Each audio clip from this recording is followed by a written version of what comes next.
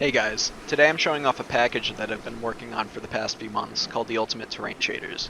This package provides high fidelity shaders for all official Unity render pipelines that are plug and play with your existing terrains. Not only do my terrains look a lot nicer, but they also outperform the default shaders even with most effects turned on. When it says UTS in the top left, my shaders are being used. When it says UTS off, like right now, the default Unity shaders are being used. And before I get accused of it, no, I'm not cheating. The exact same lighting settings, terrain layers, textures, everything is the same between UTS off and on in this comparison. The only thing that changes are what shaders are being used. So the first feature I'd like to talk about, and one that makes the biggest difference in my opinion, is height blending. Here I can press 1 to toggle it on and off. This is what it looks like with height blending on. You can see the different layer blendings are very sharp, they're very clean, they're very natural looking.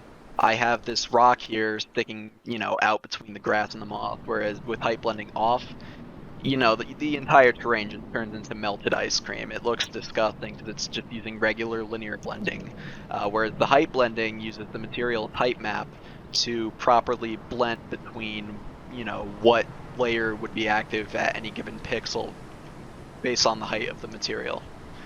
The other important feature is the texture tile breakup. Right now I'm using a feature called hexagonal tiling, which basically procedurally breaks up any repeating pattern you might see in a texture. This is what it looks like with it on.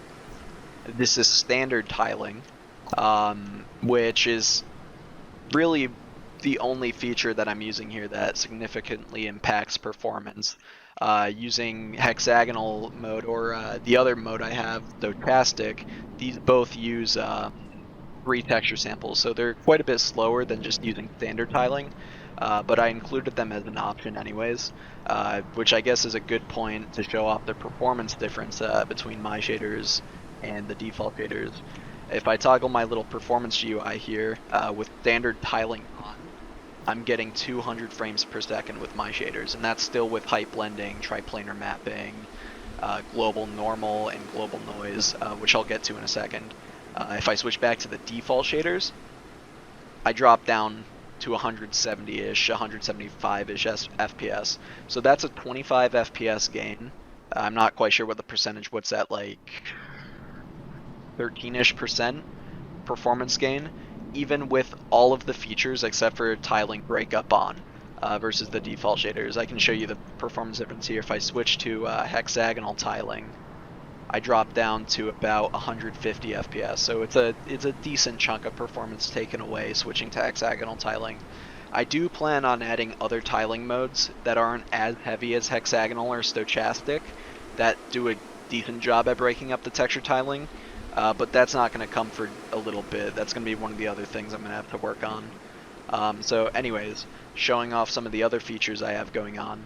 If I go over to an area where there's like a harsh, like steep incline, like this little cliff here, you can see with triplanar mode on, the texture tiling looks proper. We're not getting any stretched textures here, whereas if I were to turn it off, the textures, they're just way too stretched out. You can't really tell what this is supposed to be. They're just vertical lines, basically. So triplanar mapping definitely helps a lot with the visual fidelity of your terrains.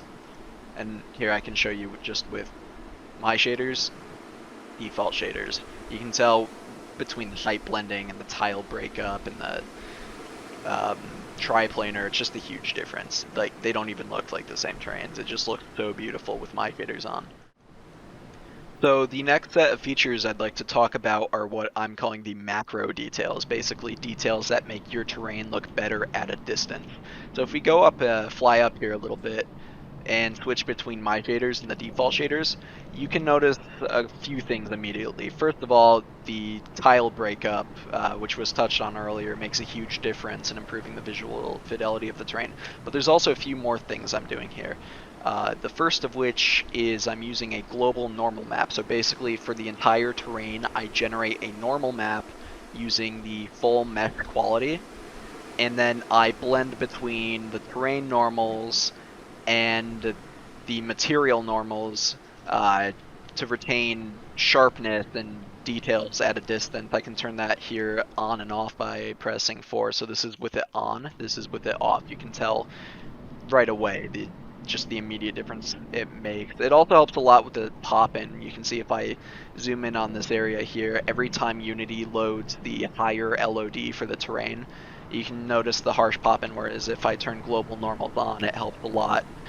You can barely even tell that when it loads a higher mesh LOD at this point.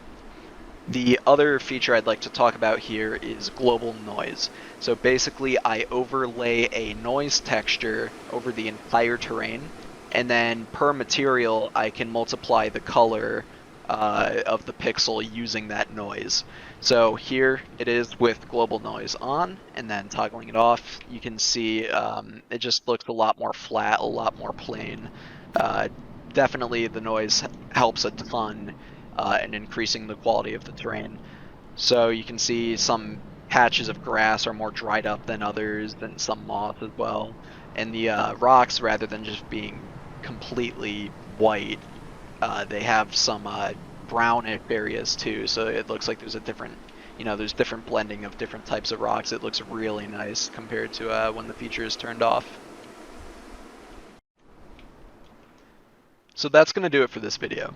If you're interested in the package and would like to stay updated, I'll leave a link to my Discord in the video description.